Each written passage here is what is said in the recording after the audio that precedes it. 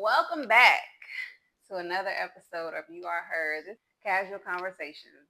And we're gonna just welcome you into our world a little bit. Right. Because this is how we talk to each other. This is how we talk to one another. So So we're gonna get these periodically. Yeah. Yeah. Personal conversation. Personal conversations. I love that. We're here.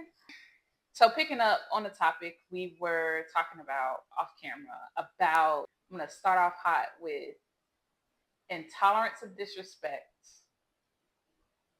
versus protecting your livelihood. Being intolerable of disrespect, stop, and you are looking at the bigger picture or the global picture of, I don't want to accept this, but I don't want it to cost me my freedom, just in general. And like you said, this is a two-parter, guys, because we were talking earlier, and the tolerance that women have for disrespect versus the tolerance that men have for disrespect is quite different. So yeah, we can take a lot. We can take a lot. We can let a lot roll off of our shoulder in every aspect of life, right. Whether it's personal at home, whether it's on the work, whether it's out in the world, we can let a lot just slide. Versus right. Men is like 1, 2, 3 strikes, you out of here. Maybe not even one. Sometimes it just depends on how you process your emotions. I think emotional intelligence is super, super important when discussing this topic, because it ultimately is a discussion around how emotionally intelligent are you to be able to say, hey, no, I don't like the way this makes me feel. I don't like what I heard. I don't like what was done unto me. Right. But the price isn't my home, or the price isn't my freedom, because they're like this. It can go that way where you're disrespected and now you're in handcuffs. Yeah. Yeah. And emotional intelligence is a big thing. Like your toleration of things. I know sometimes I have a short fuse. Mm-hmm. I know sometimes I have to actually, now in my mature adulthood, I will just let me go outside. Yeah. Let me completely remove myself from the situation, because I cannot control me to a certain point. Once I get to a certain point. So let me do everything in my power to not get to that point and remove myself from a situation. Yeah. Right? Yeah. I think it weighs, like, how can you, instead of saying, okay, because I know being young and immature, you have this, for lack of a better term, this false sense of, I can't think of the word I want to trying to say. You have this sense of where nothing can happen to you. Like you have your whole life ahead of mortality. That's the word. You have this sense of mortality that nothing can happen to you. You're young. You have your whole life ahead of you. And while you do, there can be times where that one decision, or that one time that you're intolerable of something that you view as disrespect, can cost you so much. When you could just walk away, when you could remove yourself, where you could just not engage, where you could change who you hang out with, where you could change where you go, where you could stop what's being exposed to you, all of these things. But you don't think about that being young, right? Because it's my whole life ahead of me. I get to make mistakes, and while you do, some of those kind of made. Yeah, you end up with life behind bars. Right. And we see it every day, like in social media with younger children or younger generation in school. Whether they're out hanging out with their friends, they make a dumb decision, and now they have done something to someone and themselves and their family. Right. Because everyone is affected by the decisions we make. Absolutely. Just based off that one little bit of disrespect. And what do you define as disrespect? Right. Everybody defines disrespect differently. They do. I mean, disrespect is a very general word when you think about it, because what's disrespectful to you may not be disrespectful. And really, what it is whatever is making you uncomfortable these that days. If we're gonna get down to the These root of it, days. whatever makes you feel uncomfortable, or that you don't agree with or that you don't align with, because it's no longer allowing people to have their own opinion. It's if you don't agree with my opinion and surrender your opinion to me, then that can be viewed as disrespect. Like, you know what that messes up? And in today's society, it messes up relationships. It messes up relationship with romantic relationship. Yeah. With your parents, with social relationships and stuff like that. Because now everyone has to walk a tightrope to make you feel okay. Right. And you don't like feeling uncomfortable. Right. Because from a person like I will say for me, I'm a very aware kind of person, where I will allow myself to feel uncomfortable, but I will tell myself I'm going to try my best not to put myself in that situation again. Right. But one of the things that I have to work on is figuring out, do I voice that? Or do I continue down the path that I am? Because I will be in an uncomfortable situation, and you will just never see me in that situation again. Yeah. Whereas some people take the complete opposite. Well, they will be very vocal about, hey, hold on now, why we, and where I'm more so like where I don't take personality personal, I still voice my opinion. Yeah. So although you may not bother me to the point where I'm angry, I'm gonna still tell you like, what? You know that ain't cool. I don't like you just said that. Yeah. You just said X, Y. I'm gonna repeat it back to you and make sure you know what you said. So that when I make the second part of the decision to no longer put myself in that situation, you know why. Yeah. You know what I mean? So I get that. But I try not to take people personality personal because, and then I'm a hairstylist. I deal with people, all different walk shades of life. Yeah. Yeah. So, I have one job and I stick to my one job. And I think if we looked at it that way in life, we have one job. Right. Exactly. So yeah. So I think overall, there's an importance of making sure that you have, if you don't know what emotional intelligence is, we are in a very Googleable age. Googleable. Let's make sure we're using our devices. Right. But all jokes aside, I think it's important to have or understand what emotional intelligence is and make sure we practice that, because we don't want to pay more than what we're willing to when it comes to situations of disrespect. And align yourself with someone who, I won't say have a high tolerance, but what I will say is fair. Yeah. Align yourself with someone who is fair on your level. Right. Because some people don't give you second, third, fourth, fifth, sixth, seventh chances, and then now you either spend your life trying to appease them and walk a tightrope, try not to disrespect everything that, they deem disrespectful, or, you just out here. And then also that's a thing. So like with in this new age where we're all seeking out to be our best selves and developing ourselves, we're all familiar with the word boundaries. And I know that growing up, it may not be a familiar word, especially in our culture. Boundaries versus giving grace. I know sometimes as we are rediscovering ourselves or healing ourselves, or evolving ourselves in situations, we'll come in contact with people that will be a part of our lives forever, a part of our lives for a long period of time, or a part of our lives for a season. Right. And sometimes they're with us as we're developing ourselves and evolving to our next phase of who we are in a certain season of our lives. How do you or how are you working to figure out how to define enforcing your boundary versus giving grace? So, in the beginning of me understanding boundaries or someone introducing boundaries to me, I hated them because to me, knowing what I know now, at that time, that word was weaponized. So, yeah. So to me, a boundary is something that you create in order to not provoke you to something that is not good for you. Okay. Yeah. That, to me, that's the Right. way I use it. Mm-hmm. That doesn't mean I can't have a relationship with you. Right. That just means when you operate in something that may trigger me to respond a certain way, during that time of you operating in that, I cannot engage in it. Now, when you are outside of anger, outside of frustration, outside of whatever it is that may have provoked me to put up that boundary, now we can revisit the relationship, or we can, you know what I mean?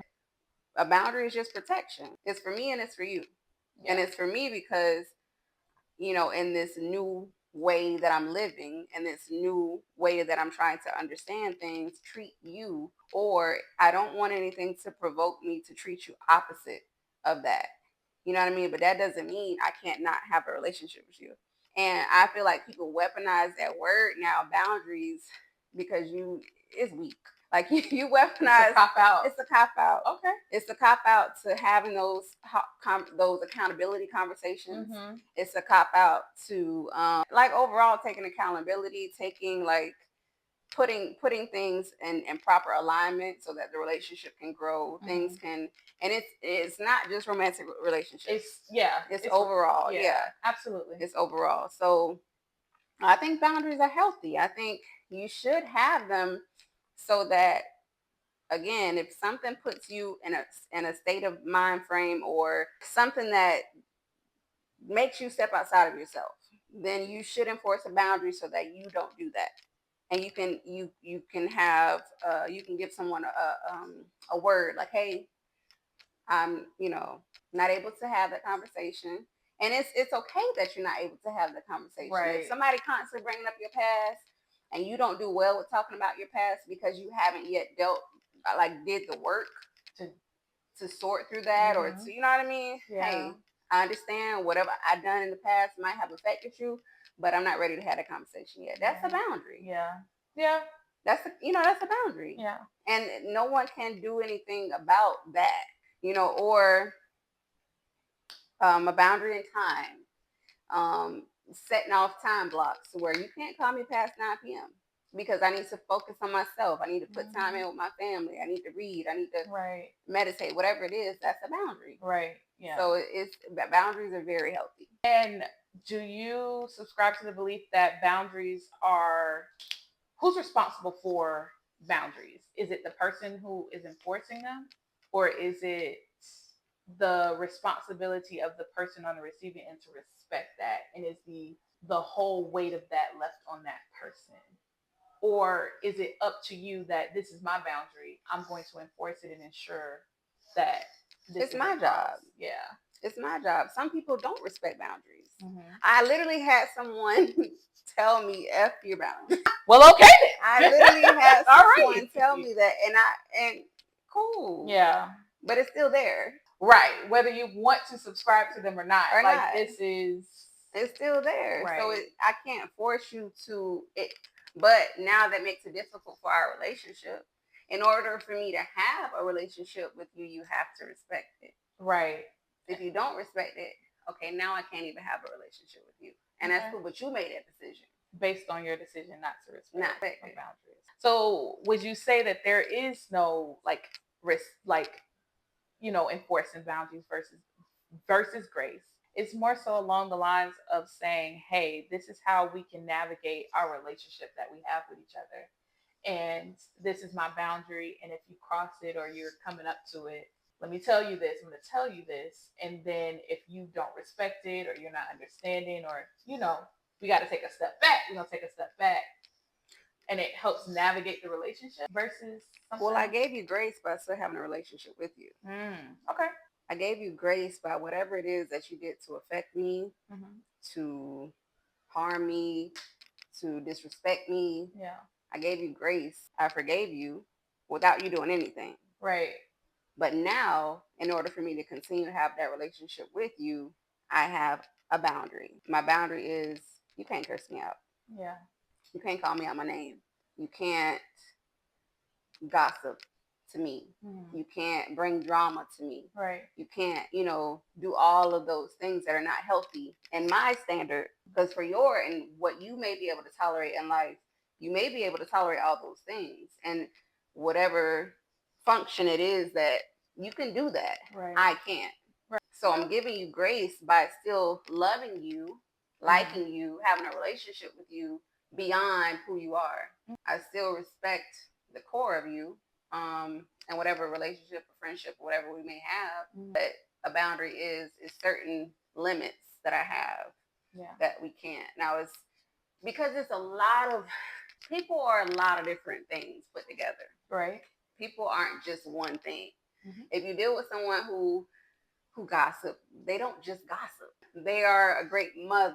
They manage money well. They know how to run a business. It's different levels to different, right, different avenues. Absolutely. Yeah. So just because I don't allow that gossip inside of you to infiltrate, I still deal with everything. The whole person. Yeah. Yeah.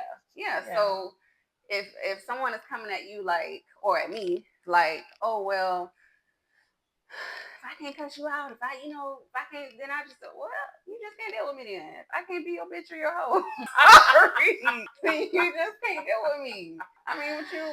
I think about this scripture of like iron sharpens iron, and I feel as though that this aligns with that scripture of like basically not to make this a spiritual thing, but everything's spiritual. But it's along the lines of we're relational. We're created to be relational people. Right. And if we have to put what iron sharpens iron physically looks like, an argument can be said about boundaries. You not accepting the gossiping part of a relationship with someone could be that catalyst for them to not gossip. Right. To help them say, oh, you know what? She doesn't let me look inside myself. I can't bring that. Well, why?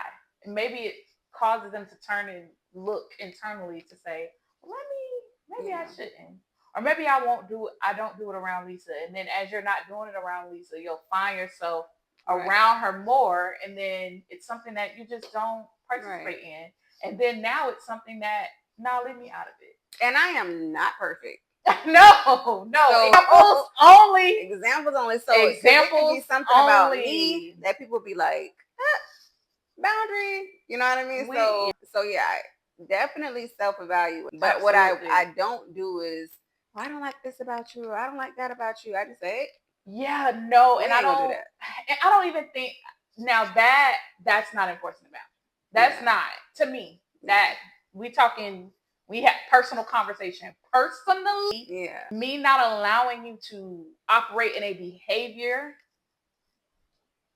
that triggers something in me, or that I don't want to deposit something in me, and then saying, hey, I don't want you doing it around me, versus you saying, well, I don't like that about you, and that's not the same thing. Yeah. Personally. It's, hey, you can continue on with doing and living your life, but when you're living that part of your life, I would appreciate if you didn't do it, around me. And it's I'm growing and developing better boundaries and a better understanding of it, because like you said, with grace versus boundaries and stuff like that, I have tolerated a lot in life based on my connection to a person, and things that looking back now I can say, but as I grew more spiritually too, I'm like, okay, well, I was this person before and I grew out of it. I was this person and I became better, or God forgave me, or whatever it was. So I did give people or a person grace, maybe longer than it should. You know what I mean? Yeah. Because I do think people can grow. Absolutely. I'm a strong believer in that. You can grow past some things, and if I can be there to support you through it, I love hard. You know what I mean? I won't give up. So I do think giving grace to a person is important, but it's gonna be at a cost. It always is. It's gonna be at a cost, and your reward might not be what you think it is, because they may you may be giving them grace, and they like, "What the hell with you?" Yeah, that. So it's like you like, well, dang. That opens up a spontaneous, like off the cuff question about oh, I had it and I lost it. Reciprocity in relationships. Ain't no such thing.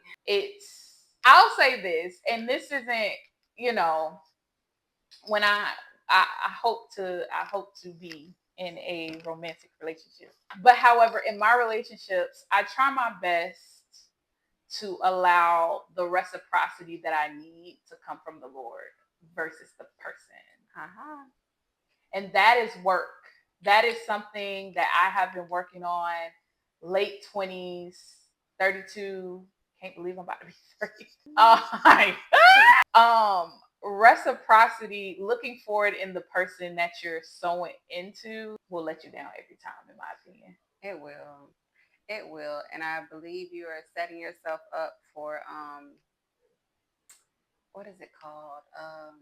Expectations. You're having false expectations, and you're looking again for a reward, and then that turns into, are you doing it because you're really doing it because that's who you are, or are you doing it because you want something from this person? Yes. And if you're doing it because you want something from that person, is it in fact genuine, or a form of manipulation? Yeah. So I have been on every aspect. Every aspect of the board, because and I say this to people all the time, this word narcissism, everybody use it, everybody whatever. I believe we all have, and it's gonna be hard for some of us to accept, but it's my opinion. I believe we all can operate in narcissism. Yeah.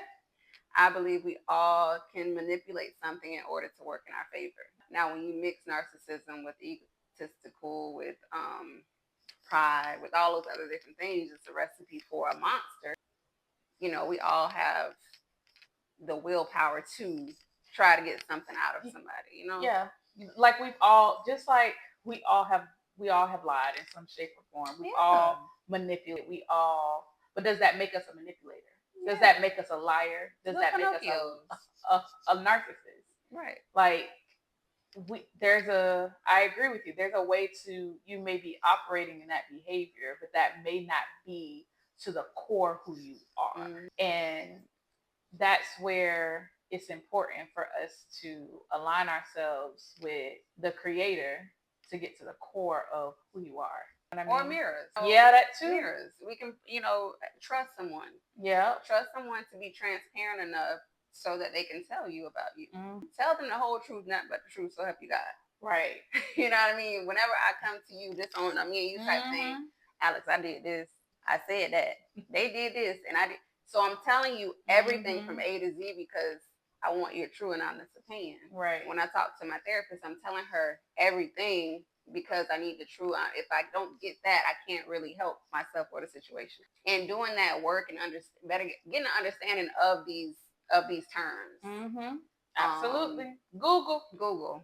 Googling these terms to see, if that applies to you, if those things apply to the situation. If you're being manipulated, if you're dealing with a narcissist, if you are displaying those traits and characteristics to the people you have placed yourself, around. But back to what you said, I don't want to do things because I'm trying to receive something from someone. I know. I think I'll say that left me about 3-4 years ago. Okay. I can say that part of me left like 3-4 years ago. Now it's more so, it's genuine. If I don't want to do something, I'm not gonna do it. If I can help, if I can sew, if I can whatever I've been in a relationship. I've been married and stuff like that. And what I want to offer is for the betterment of the relationship. Yeah. Not just for me. You know what I mean? If it's something that you're doing and I see, because I love you to your core, regardless of what you're displaying, regardless of if you're treating me a certain type of way, to the core, I'm trying to see past all these red flags. For me, my heart is so big, and it's just so, when you end with me, you end with me. You can have the shirt off my back, you can have all of me, and I won't even consider myself until 2 weeks later when I'm looking for that shirt because I knew I had it. Yeah. Where did it go? You know what I mean? But there's an importance to also look at the root of that as to why. And it's important for me to know that, again, if I'm doing something, I'm doing it unto the Lord. But not doing it because I want someone to like me, be my friend, or I think they're not going to be my friend, or they're not going to choose me if I do it, because that again falls under this. It's different. It's different, but it's the same thing. We're saying the same thing as far as, and I can say that I've been working on that too, like not wanting to just, no, I don't want to do that. Yeah. And that's when we insert the boundaries. Yep.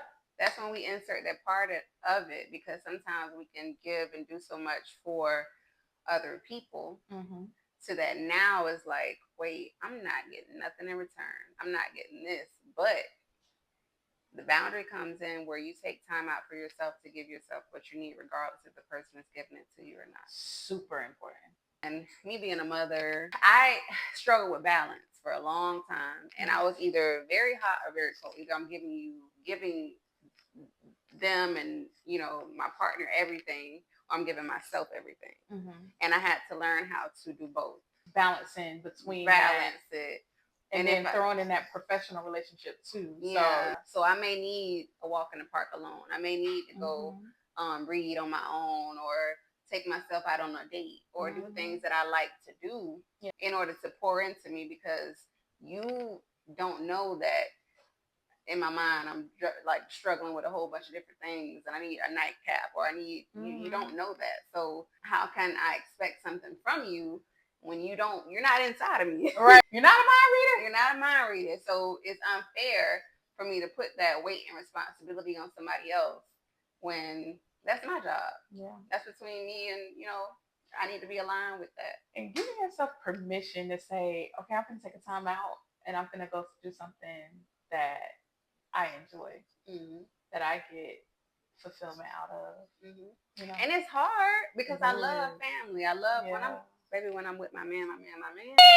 I am obsessed. Do you hear me? Babe, what you want to eat? Babe, what you want? Babe, where we going? It's a we. It's a we thing. It's a we. And then with my children, like, you know, so it's hard to do that. But it comes with loving yourself and not idolizing something. Yeah. You know, so I had to learn that too, not to idolize the relationship, because God surely gonna, oh, okay. Here you go. I see you when you get back. And it ain't gonna work.